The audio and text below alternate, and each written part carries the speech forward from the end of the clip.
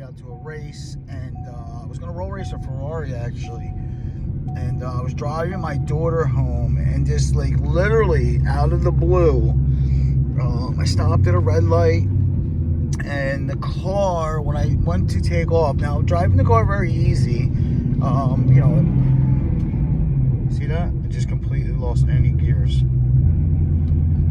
Just driving the car easy, it just started to buck and skip gears. Threw a service wrench right away and a check engine light right away. Well, actually not right away. So actually a few lights away it did it. The next light it did it a little worse. And then it just started to become really apparent what was going on. And so we threw some codes. And we're gonna look into these codes real quick. Exit the gauges. And we're gonna go to diagnostic and then read codes. Now I actually just noticed this morning when I started it on, I have a check engine light. I didn't have a check engine light before. I only had the wrench light. So I'm assuming we're gonna have another code in here. And we do. Now we have 4 codes. Before I had 3 codes, I had 2 repeating codes. And now we have 4 codes. So let's see what we got. Let's get out of this sun glare though.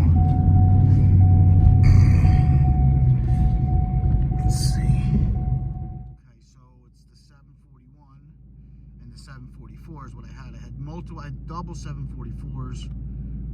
And now I have a P07B6. And then I had double 741s. So that new code is new. I had to look into that code, but I did look into the 2 codes, the P0741 and the P0744, which is a pretty common code. Hey, bud, you liking it? Yeah. Which is a pretty common code.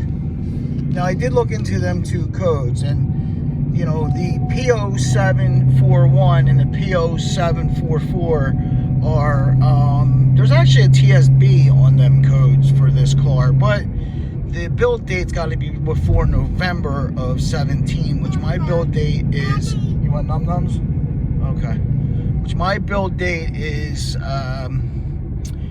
January of 18. Now that doesn't mean to say that my car isn't affected by this TSB. It's definitely a valve body issue. The P0741 is it's a solenoid for the torque converter, which makes a lot of sense with the behavior that the car is exhibiting, with the bucking and not going, and then it's falling out of gear. It's going to be a torque converter issue, because it doesn't seem to be that I'm having any other types of issues with the car, just the tranny issue. And like I said, it was completely out of the blue. I really didn't even rip the car one time before this issue presented itself. So anyway, long story short, I just want to bring you guys up to speed. And you know, I haven't made any content with the car. This actually happened Friday night. This is Sunday. I'm driving the car to the shop. I had it parked in my house for a little bit. Since Friday night, I just drove it home, because the car does still move. It just, like I said, it has that weird whining noise coming from the trans.